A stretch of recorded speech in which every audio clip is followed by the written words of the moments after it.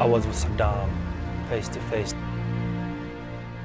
So many things went through my mind, what to do, what to do. I told him, you killed the Iraqis, you killed the children. You are against God. And he said, I'm Saddam, I'm still the president. Millions of Iraqis wish for that day to come and they see Saddam captured, and he's in my hands. This is a dream come true to me. I want to prove it to the world.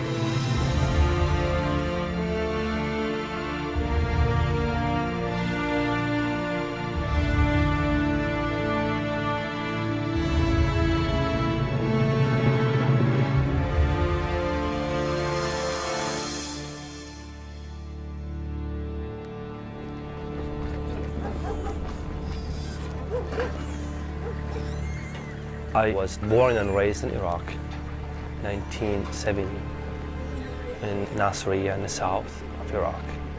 I left the country when I was 20 years old.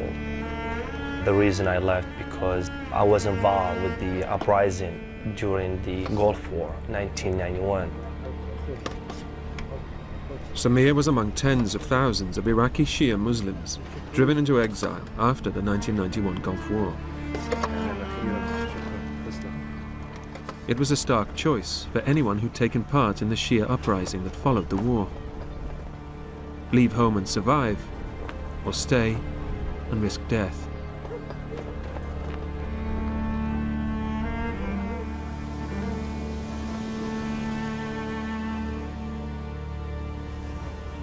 By the early spring of 1991, Saddam had looked beaten. His invasion of Kuwait had been repulsed with almost indecent ease by an American-led coalition. Encouraged by the West, the Shia cities of southern Iraq erupted in rebellion against decades of oppression. We thought it's a perfect time to change Saddam's regime. So we went with the uprising against Saddam, but we couldn't make it. We couldn't get any help from anywhere. So we had to leave the country. Western assistance never came, and the Shia uprising was crushed within weeks, with estimates of between 25 and 100,000 dead. This footage, recorded in Samir's home city of Nasiriyah, contains graphic evidence of what happened to those who stayed.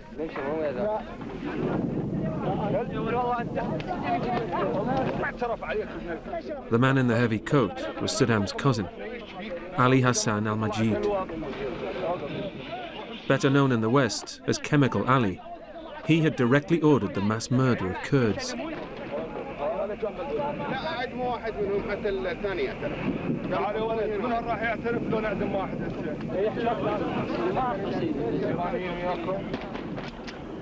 Samir's escape from all this was the beginning of a long, painful journey into exile. We were thousands of us in the refugee camp in Saudi Arabia. I had to live there for 3.5 years in a tent, middle of the desert. It was a bad experience for me. It's really hard to live in a tent, not knowing what your future is. Pretty much we lost hope. In 1994, Samir was finally accepted as a political refugee by the United States. Then in 2003, America led the invasion of Iraq. I asked if I can help as a fighter or a soldier or anything to go and help. And the only thing that was open, the position for me, is to be as a translator. 12 years after he was forced from his homeland, Samir would return and get his revenge.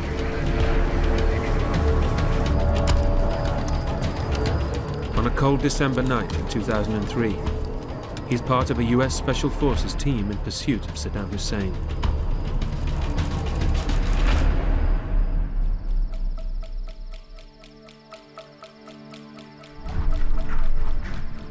the US Army in Iraq has a lead on a fugitive. Codename, High Value Target 1. Tonight they will try to capture him. My brigade commander, Colonel Jim Hickey, came to me that morning and laid out for me that we'd gotten this information. We did a good look at the forces available, and we had a discussion of what forces he would need to execute this. He went back and looked at a plan and came back to me about 2 hours later, laid out the plan for me, and the plan was to go in that evening. And we called it Operation Red Dawn. Okay, one more time. We're here, just off Highway 24. We'll set the outer perimeter here. We have 8 Apaches airborne. We had a pretty good assessment of where our objective area was, and within that area, we designated 2 specific points. The first one was entitled Wolverine 1, the second one Wolverine 2, simply so we can communicate to one another. Right, so we're hitting the targets from here. Saddam Hussein has eluded the Americans for almost 9 months. But with Iraq in deepening crisis, his capture has now become an urgent priority.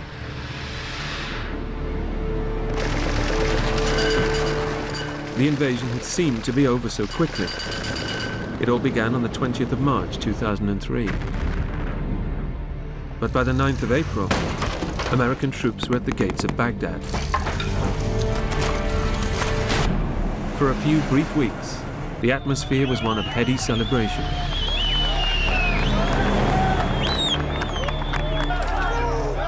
President George W. Bush declared the conflict over. Major combat operations in Iraq have ended. In the Battle of Iraq, the United States and our allies have prevailed. The tyrant has fallen, and Iraq is free. But then the insurgency began. Coalition troops were now in a war of attrition against an invisible enemy.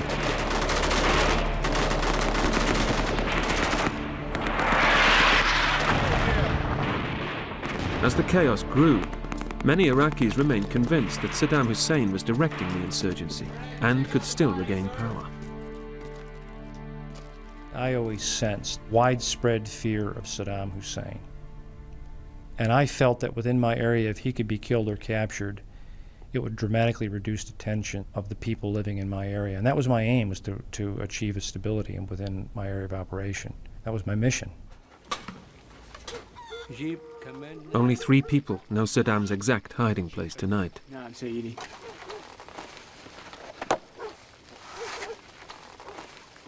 2 of them are acting as his minders. They're the sons of a Saddam loyalist in the small farming town of Ad-Dur, close to the dictator's home city of Tikrit. The other is Saddam's personal bodyguard. His name is Mohammed Ibrahim Omar al-Muslit. 2 nights earlier, Muslit had been captured in Baghdad by the Americans. Samir, now working as an interpreter for American Special Forces, has been brought in to translate during Muslit's interrogation. First, he lied to us about Saddam. He lied about where Saddam is. But we have information. We put him on the spot. He knew he couldn't lie anymore because we have a picture on the satellite. We brought the map and he located the farm on the map. He showed a farm called Ad-Dur. He knew the guy we picked up was a guy who was very, very close to Saddam Hussein and should have good information. What we didn't know if he was telling us the truth, if he was putting us on a wild goose chase. He started crying and he said, "Don't kill me. I will take you to Saddam before it gets too late. Let's go now." I guess I would say I took the information. We took it very seriously, obviously, when we executed the mission. But if you told me I thought we were going to capture Saddam Hussein that specific night, I would have told you 50-50 chance. The first stage in Operation Red Dawn begins.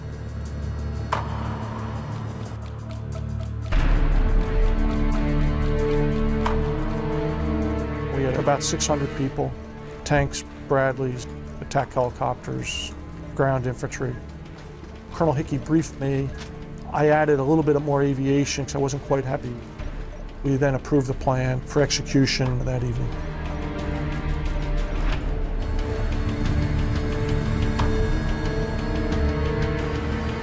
Farmland and orchards just north of Ad-Dur are sealed off in a huge and well-rehearsed military maneuver. No one will be able to move in or out of a wide perimeter. We had tanks and helicopters and forces that are ready to fight.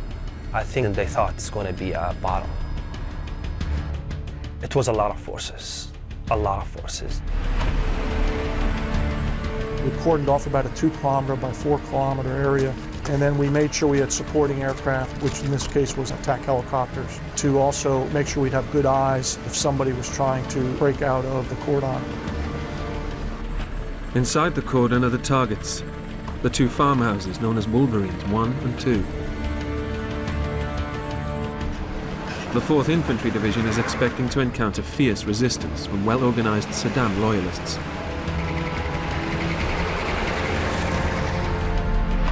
We had thought that he would have a warning system of individuals who would be out a couple kilometers that would warn him that something was going on, and then there'd be some sort of an escape that would occur.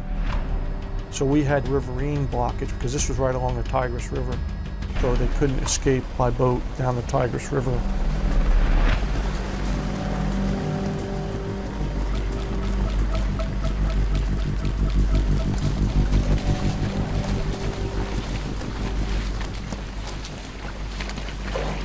Lieutenant Colonel Steve Russell is in charge of blocking any escape along the River Tigris, which runs close to the 2 farmhouses. I was told to have all of my forces ready for action. And when the raid actually did go down, we had a blocking position just opposite the Tigris River. As well as the huge advantages of night vision, the entire outer cordon is visible only to the Americans, using a sophisticated digital tracking system which plots all of their positions. The 4th Infantry Division was equipped with a digital technology, and it did allow us to assemble forces very quickly on a certain location. That helped a great deal, because if something went down, we could just go assemble on one another very quickly. You could see it on the map and you just go to it. Waiting at an abandoned barn just outside Ad-Dur, the attack force for tonight's raid is a Special Operations Unit, known as Task Force 121. With them is Muslit, Saddam's personal bodyguard. The translator is Samir.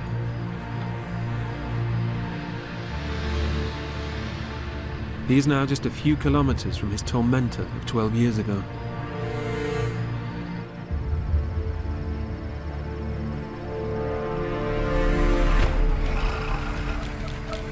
With the outer perimeter sealed, the attack force moves in.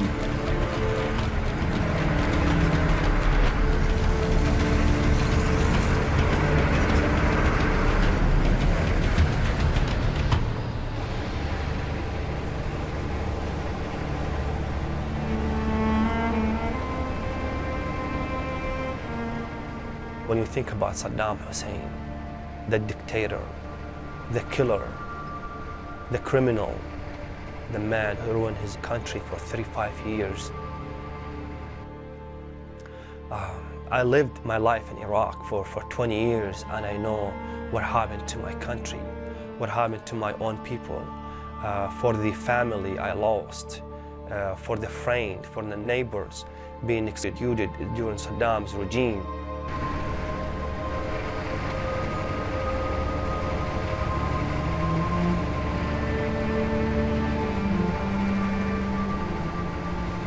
Colonel Hickey moves up with the Special Forces as they head towards what he believes will be Saddam Hussein's last hiding place. That particular evening, we had as good a chance as we ever had, if not better. The information was quite good. And what else do you do on a Saturday night in Tikrit? Sergeant John Iverson is a driver for a small support unit that will form a protected inner perimeter for the Special Forces. When we left from the staging area, it was a clear night. We had no problems with any of our equipment or our night vision glasses, which normally arise when you have not enough illumination at night or maybe too much. It just seemed to be one of those nights where nothing could go wrong equipment-wise or weather-wise.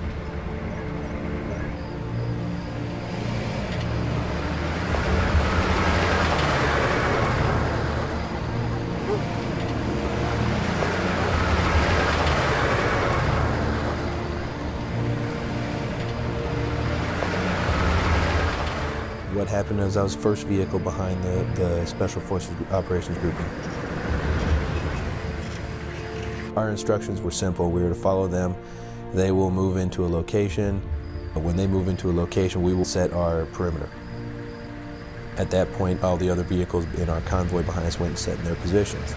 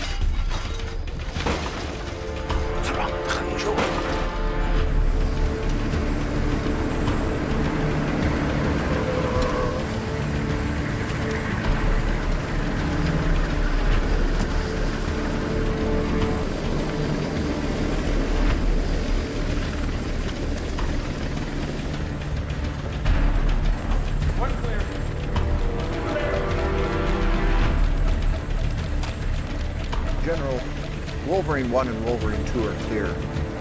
No sign of HVT 1. Okay, we got one more place to check out.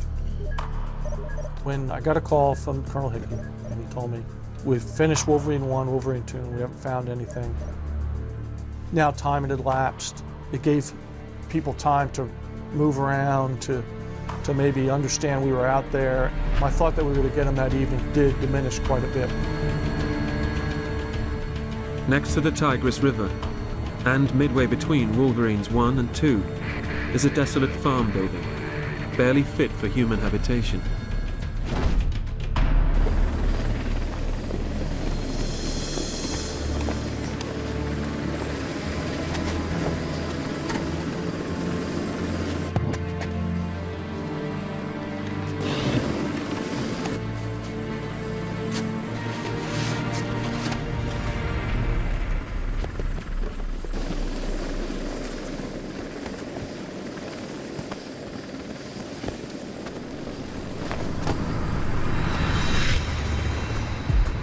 With Wolverines 1 and 2 yielding nothing, the only other place that might conceal Saddam is the nearby farm building. But in the dark, the route to it is a difficult one, through a complex maze of tracks. Even Muslit is unsure.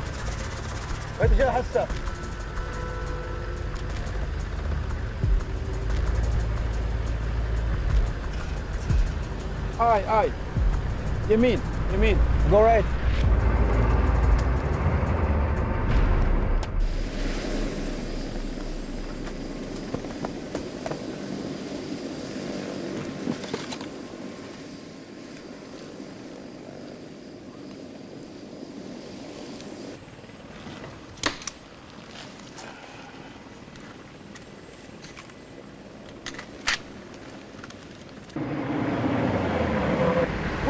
to right. دولة يمين. أنا بعرف. طالع. يمين. لا يسار. I need an answer now. لازم يعرف هذا. طالع كيف؟ ما أقدر أشوف. شمال. Go left. There's so many dirt road, we don't know which one we take. And it was like, keep telling us, this one, no, the other one, no, this one, the other one. They got really upset about him, and they were starting yelling at him, and when they yell, I have to yell. You should be able to see the farm by now. Where the hell is it? وين المزرعة؟ مش مزرعة هو، وين المزرعة؟ ما تقدر أشوف. باب الناظور لك، باب الناظور. بعد ما تقدر. نانا. There's six over there. Go right. We kind of slowed down, and we stopped a little bit. Then we start moving, and they start screaming at him. And for some reason, he just took us to the right way.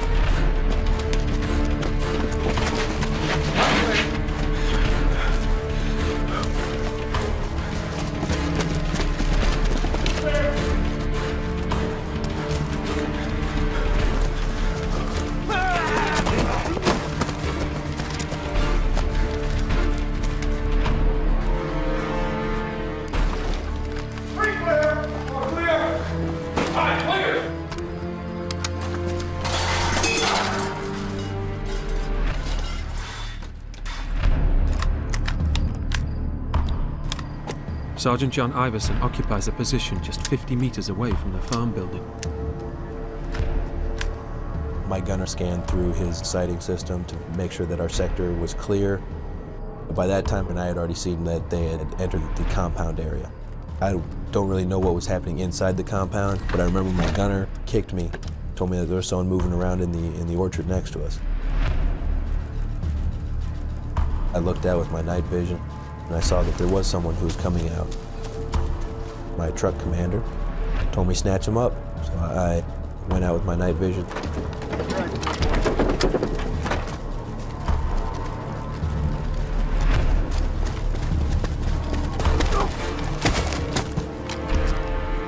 Snatched him up, detained him, and notified my commander. We called it up. It turned out later on that that man drove the taxi cab whenever he needed to maneuver around.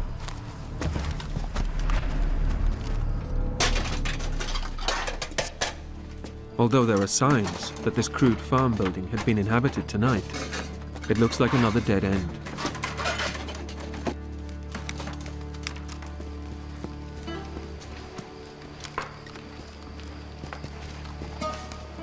We got nothing, boss. Okay. Let's get Samir to talk to our new friend.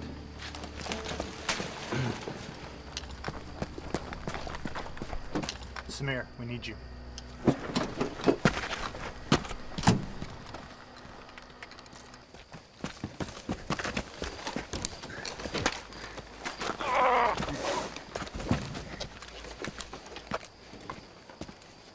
Where is Saddam? كلم وين صدام. كلم وين صدام. ايه أنا ما أعرف وين صدام. ليه بيكون هني؟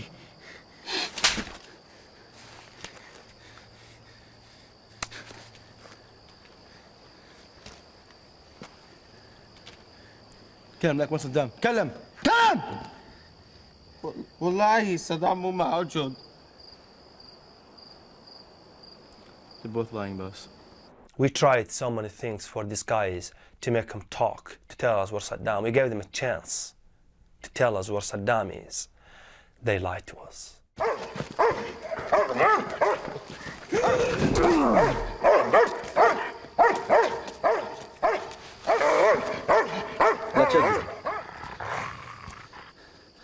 ما اقدر احكي ريقي ناشف اعطيني مي.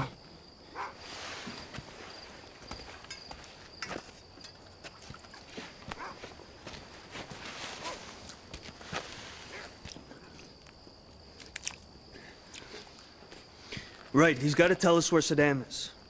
وين صدام؟ احنا نعرف صدام وجه هنا، تكلم. صدام مو هني. مين يقول لك صدام هني؟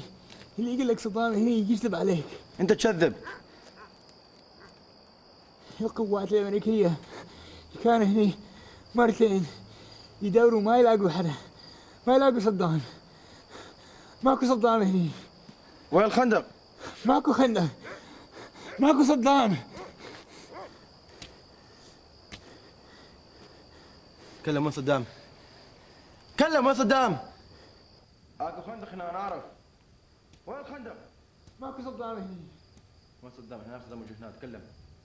كلم وين صدام؟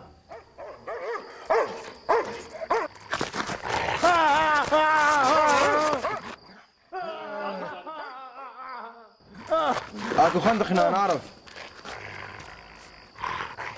وين الخندق؟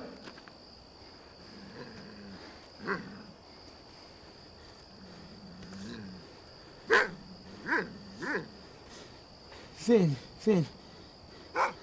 اكو خندق. هنا وين؟ لازم اخذك عليه. لازم اوريك اياه. He said to take us to the bunker. Okay, let's go. طاوين البنكر. يلا شوف.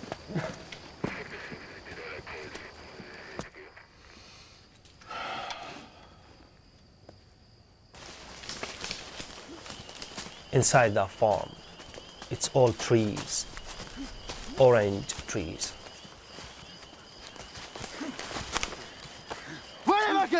I think the reason he took us inside there because the forces, they were standing on top of that bunker. He tried to walk us away from that place. وين؟ كلم وين الخندق؟ هذا هو الخندق. وين هذا هو؟ هني حوالينا كلها. هذا هو الخندق. لا تكذب، وين الخندق؟ كلم لك. وين الخندق؟ وين هني؟ هذا هو. وين؟ هذا هو اللي يسميه الخندق. وين هذا هو؟ وين؟ He said, this is the bunker. It was like, what do you mean this is the bunker? He just like pointed to the trees. He said, this is what we call a bunker. This is the bunker. Man. What's he saying? He's trying to say that's a bunker. Where? وين؟ وين الخندق؟ شاوني. وينه؟ كله محل ما احنا هني. Among those trees, it says in Iraq, that's what we call a bunker. What? I think he's lying. I guessed. We don't have time for this. We scared him of the dog to make him talk. I punched him in the face. I was like shaking him up and down. You know, you have a chance to tell us where Saddam is. كذاب! ها! لا تكذب كذاب!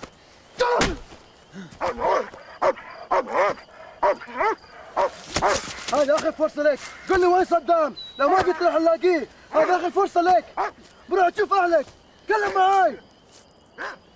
This is going nowhere. Let's get back to Muslim. He didn't tell us where Saddam is.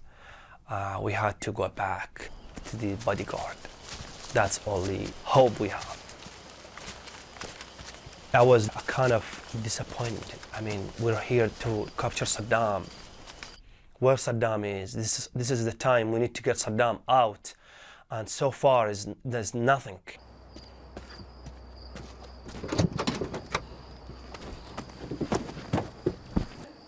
صدام موجود هنا، احنا نعرف، لا تكذب.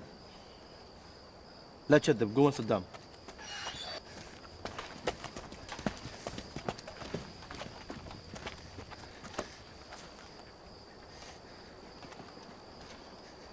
انا الاقي الخندق، الاقي صدام، واذا ما تقول لي راح اقتلك. قول لي الحين، هذا آخر فرصة لك، تكلم. أنا ما أعرف وين صدام، ما أعرف وينه، يمكن محمد يعرف.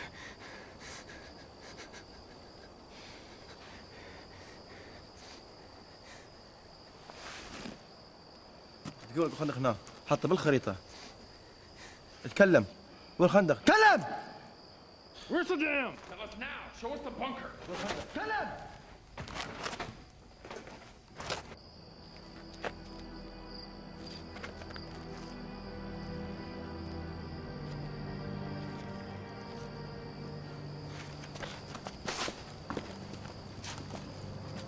خندق هنا.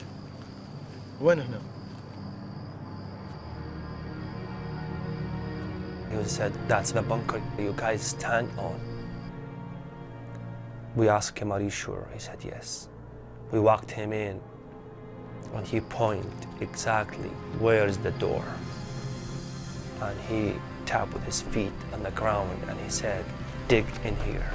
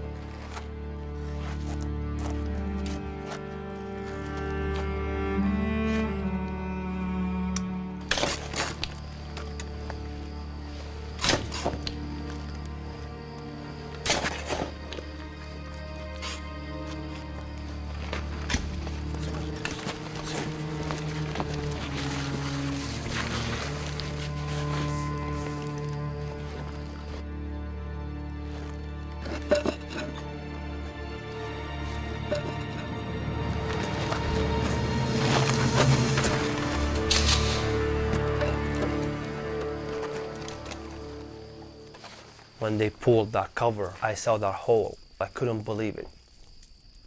We used to see Saddam on TV, the hero, the man, the powerful man, the scary man, the man who built like thousands of palaces.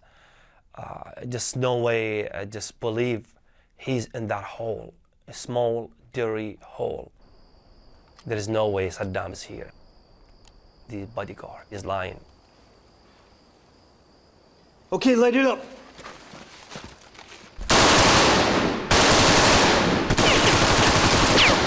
لا تقتلني! لا ترمي! لا ترمي! لا تقتلني! Samir, come and talk to him. Tell him to come out before he gets killed. Tell him we want to see both hands up. بدك اطلع. ارفع ايدك.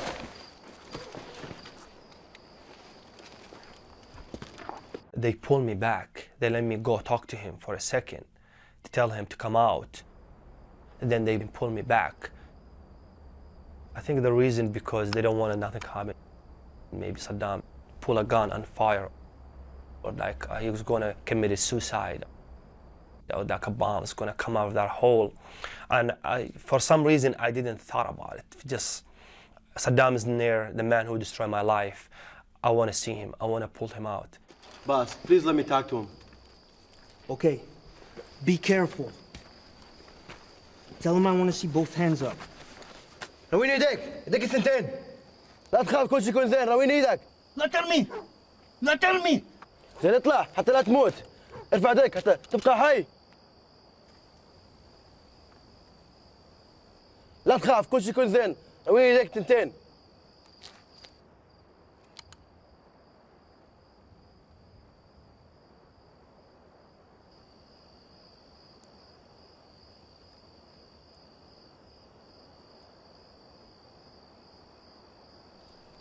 Tell him to put his other hand up.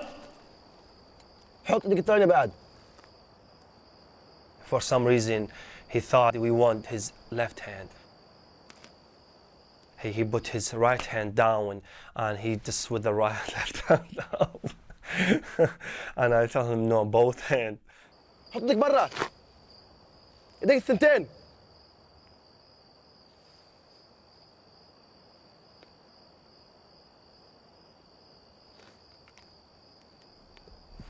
Got him. I got him. Come on.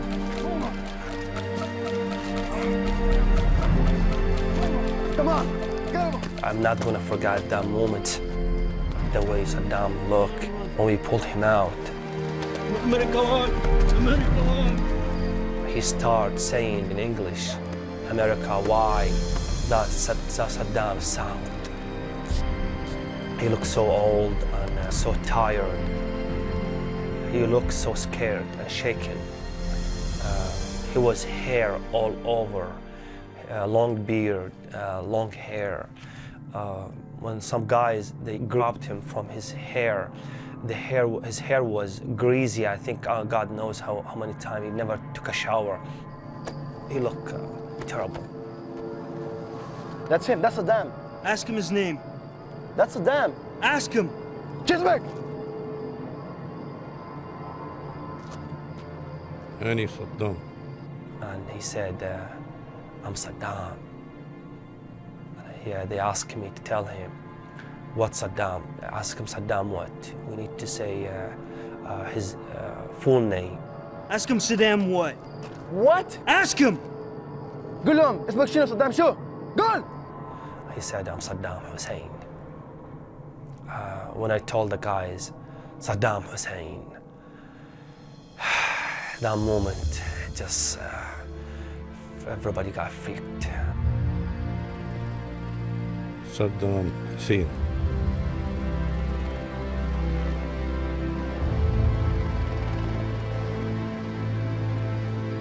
Yeah! All right!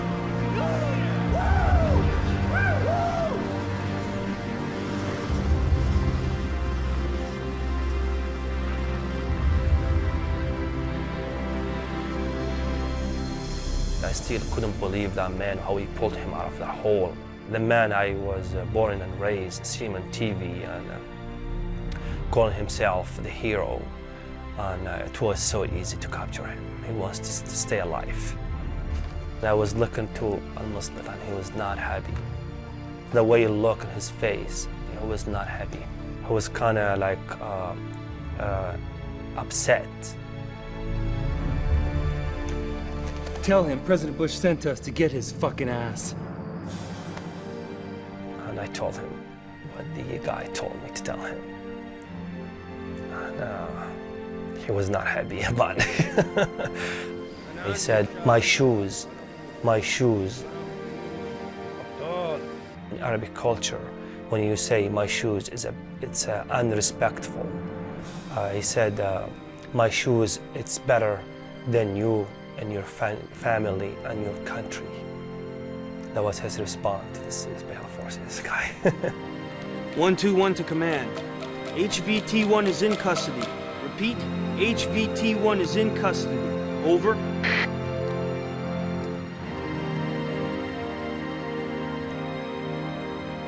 The million of Iraqis wish for that day to come and they see Saddam dying or captured. And he's in my hand. Just so many things went through my mind. What to do. I thought about to kill him at that night. It just for some reason I couldn't do it. I want Saddam to be alive on TV, to show us to the world, to show it to the Iraqis. This is the coward man. انت دمرت بلدي. وين وعدك قلتها على التلفزيون؟ انت تقول انت بتحارب قوات التحالف. انت ما سويت شيء، انت جبان. وين الجيش تاعك؟ وين قوات التحالف؟ وين الشعب؟ جحر. أنا عندي الشعب اللي يحارب على مودي. العراقيون الأبطال أعظم العراقيين. هيحاربوا الأمريكان، هيحاربوا لأني أني صدام حسين، أني رئيس العراق. وأنت لا تحشى وياي بهالطريقة. I want him to feel like he's no one, he's nobody. The same way he made us feel for many years.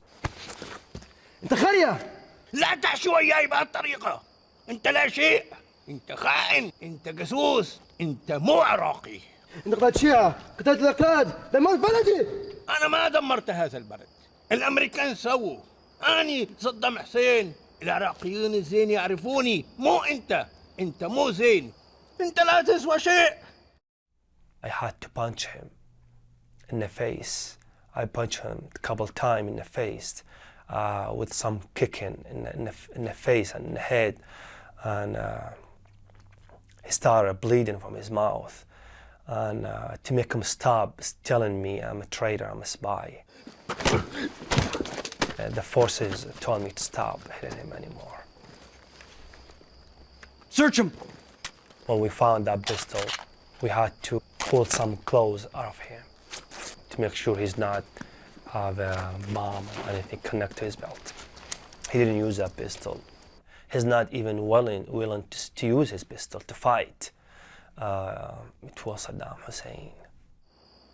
Then I received a call from Colonel Hickey on the satellite telephone, and he said to me, Cesar Romero.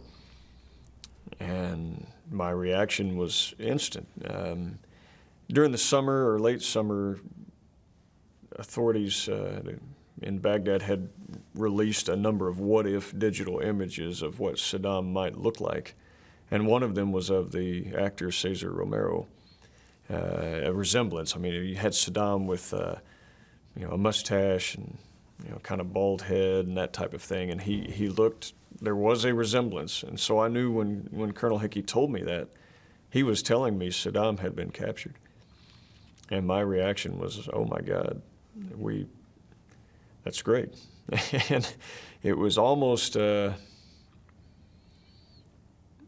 one of awe, where you were like, it's really happened.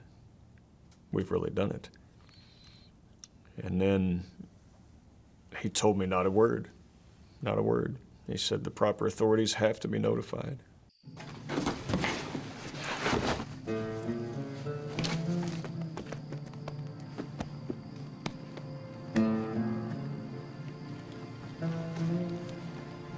كذب علي يقول ماكو صدام ماكو خندق هذا صدام كاهو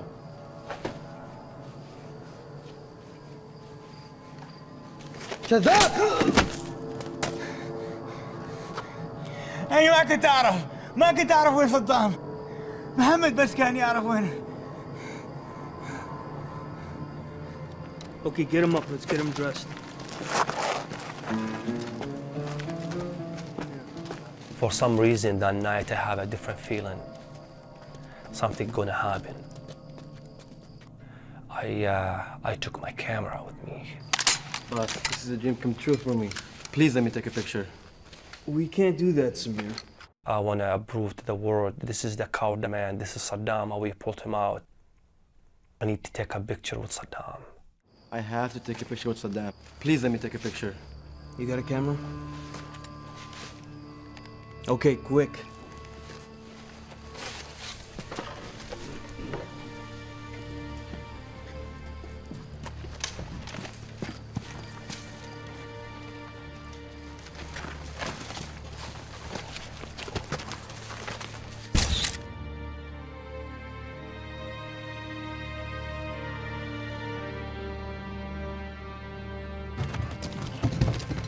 Inside that bunker, they found a green box.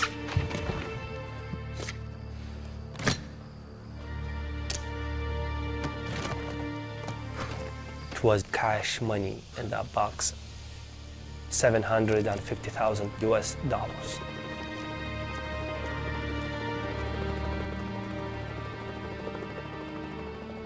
The whole area was secured, and it's time to get Saddam up. So we had to stand him up and walked him out of the farm. Saddam was looking to the forces right and left and not saying a word, just the way he looked. I was talking to him in Arabic the whole time. And I remember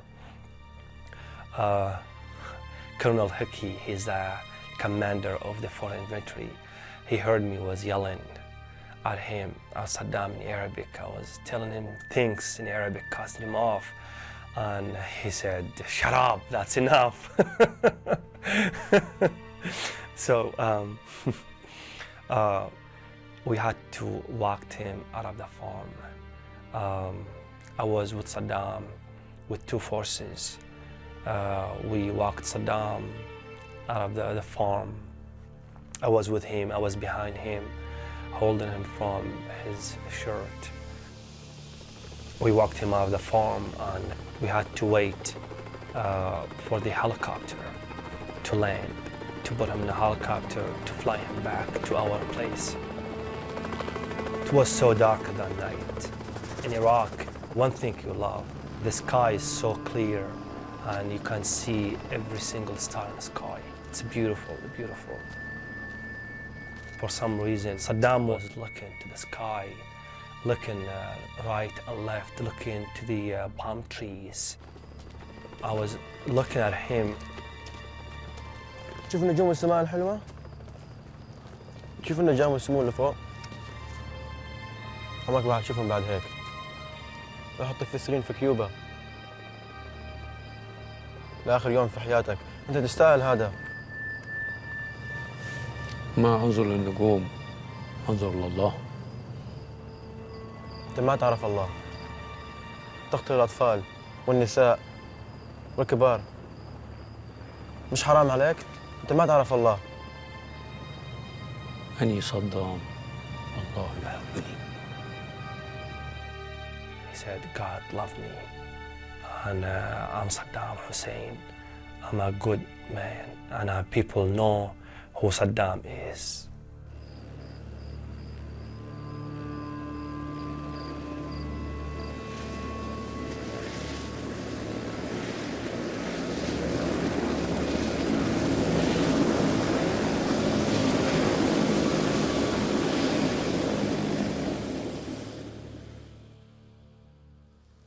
Ladies and gentlemen, we got him.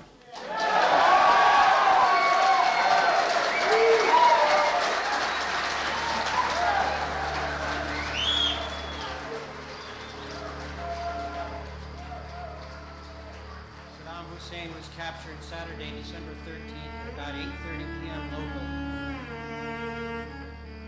This is Saddam as he was being given his medical examination today.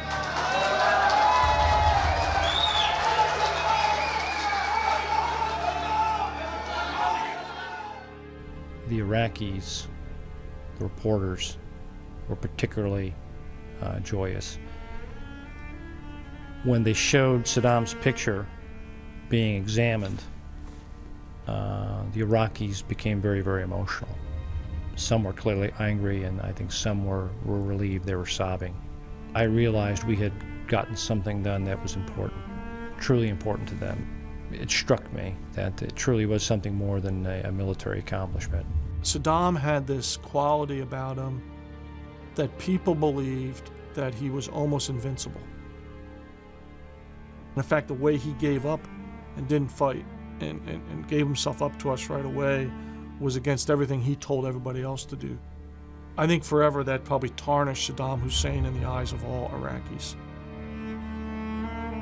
This is the man I left my country for. This is the man I haven't seen my family for 13 years. Because of him, we got him. We got Saddam. To me, it was, I think, a special feeling because sometimes I think I'm just a victim of Saddam.